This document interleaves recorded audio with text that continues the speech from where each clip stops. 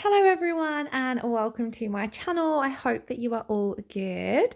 In today's video, we're going to be doing this long acrylic design set, so I really hope you all enjoy watching. I have already applied my tips, cut them down and applied my thin clear base. So I thought I would start off by showing you the colours that we're going to be using. We are going to be using the WowBao acrylic system today. So I have Crown Blush, Wow Pink, which is the gorgeous bright pink that we're going to be using. I also wanted to add in a little bit of silver, so we've got silver liquor. And then for my glitters, this one I think is called Neon Hot Pink from Smiley's Glitter Store. I will double check anyway and leave them linked below. Then we have Charlie's Nail Art Silent Night, I believe this one is called. And then this comes in a couple of different colours. So this is the silver holographic. And then I've also got some pink Mylar from Charlie's Nail Art as well. So we're going to use a few different glitters and then also added chrome and stamping as well. So my stamping, I'm going to be using the Celestrial plate from Miss Lucy. I do have discount codes for a couple of these companies as well, so I will leave them linked in the description box below as well. And then we needed a little bit of chrome, so I'm going to go with this silver chrome from NSI. So this particular set was actually based on this comment here that I got from the lovely Candy. She suggested I do a hot pink and silver set. And I did also want to do a Celestial set in acrylic because I did one in gel polish a little while ago. So I decided to combine those two and this was the set I come up with. So thank you so much, lovely, for the colour combo suggestion. If you have any color combo suggestions, please do pop them below, or if there's any designs you would like to see, please do pop it in the comments below and I will happily give them a go. It's always nice to get some suggestions because sometimes, in all honesty, I lack a little bit of inspiration on what to do. So if I have a suggestion, it kind of helps me just use that as a base for an idea. So on to the nails, I'm coming in with that gorgeous pink and I've popped it down at the nail bed area and just faded it down towards the tip. I'm not worrying about covering the tip too much with the acrylic because that's where I'm going to be applying a lot of my glitters. So because the chunkier glitters don't have much fine glitter in them, that's why I was coming in with a finer glitter base to begin with. So I've come in to start off with that hot pink, and then I wanted to add in a little bit more pink. So I'm coming over the top with the pink Mylar, and these two glitters, or sorry, these two, not obviously the Mylar is not a glitter, but these two items, they work perfectly together. They were such a similar color, so it was really pretty, and I love the effect that Mylar gives off once it has been encapsulated. And then over the top of that, I'm kind of picking out the stars and the moon shapes from that glitter from Charlie's Nail Art. So like I said, I believe it's called Silent Night. It was one of the mixes I got from them, I think before Christmas, but I love it because I love all the stars and the moon, kind of that celestial vibe is something that I absolutely love. So I'm just picking those up and dotting them around and then just gently fading it back. So it's a pretty simple glitter fade realistically. On this now, we're going to come in and we're going to do a full cover now of the Wow Pink. Now I'm going to be honest, this is where I started having a little bit of trouble doing this set. First of all, I did find this colour tricky to work with. I just could not get the ratio right. I felt as though it needed to be worked a little bit drier, but then the bead was a little bit hard to work with. I just struggled with this colour. It's not a colour that I've used. I think I've only ever swatched it. So I definitely just need to have a little play around with it. And then the second problem I had was from this point on, I kept having little problems with my camera not wanting to focus on what I wanted to focus on. So it kept kind of just every now and then going in and out of focus. I did try and cut some of it out, but I wanted to just persevere with it and get this stuff done, this set done, because I really wanted to be consistent with uploading weekly on my channel. So just bear with me, guys, please. So I'm just basically painting this colour on. I'm not building up any structure or strength with this because I will come in and encapsulate with my clear acrylic to build up my apex and all of that. The WowBao colours, I believe they aren't strength powders, just their core colours are their strength powders. So it's better with their colours to work quite thin and then encapsulate in clear. On to this now, I wanted to do quite a soft looking marble. So I'm just coming in and picking up those three colours. But where these colours are very pigmented, they kind of all just kept wanting to overtake one another.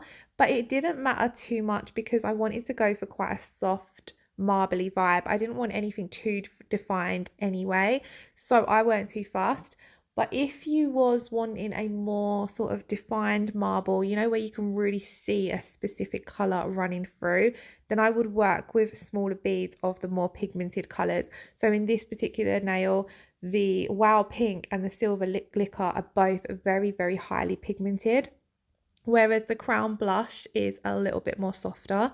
So I would just use less of the pigmented colors and kind of just be a bit gentler with the marble if you wanted a more defined look. And as you can see again there, this is where my camera is just having a little bit of problems with focusing. I think what had happened is I updated some things on there, and then when it come to recording, I don't think I was using the settings that I normally use for filming. So I'm going to have a play around, and hopefully my next week's video is back to normal. But just working my way up, I decided to do this now as a full marble nail. So I'm just playing about with my marble application. So on this one, I didn't come in with the silver liquor in amongst those 3 beads. I come in with it after just to run it through, just so it wasn't overtaking too much. But all I felt as that kept happening was the Wow Pink was mixing in too much with the Crown Blush and just creating a lighter pink colour. Usually I don't have any problems when doing a marble. I just felt as though it was this pink in this set throwing me off, which is such a shame because it's such a beautiful colour, and it's probably not the colour's fault, it's probably just how I was working with it. I do need to play around with it a little bit more.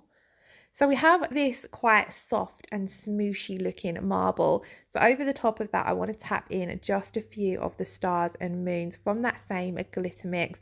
Didn't want to add too much because we have already got some shimmer from the silver glitter. So I didn't want to be adding too much glitter. I just wanted those shapes randomly placed down on the nail. And I'm just tapping them on to that wet acrylic. The acrylic is still tacky enough from the marble just to hold those glitters in place until I encapsulate the entire nail. If you did find that any glitters weren't sticking, you could just pop a wash of clear acrylic down. On to the little finger, I'm going to do a full now of the core pink. So because this is a core pink, I don't need to encapsulate this now. So I am going to build up the entire strength with this one. So I'm coming in with my first bead of acrylic, placing that down at the cuticle area, and then I'm just working my way up the nail. Just trying to build up enough thickness for the nail so I don't have to do it in too many beads, but I think I did end up doing it in around 3-4 beads, maybe. I think it was a little while ago I did this set.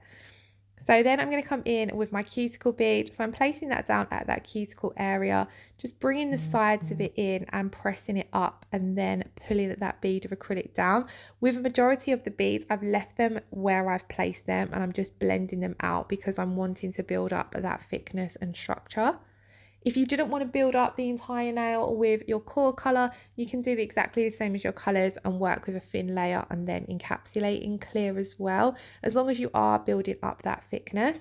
So here I do just come in with another bead just to build up that apex and just down the barrel of the nail. And then once I'm happy with that, that's all of the design work done.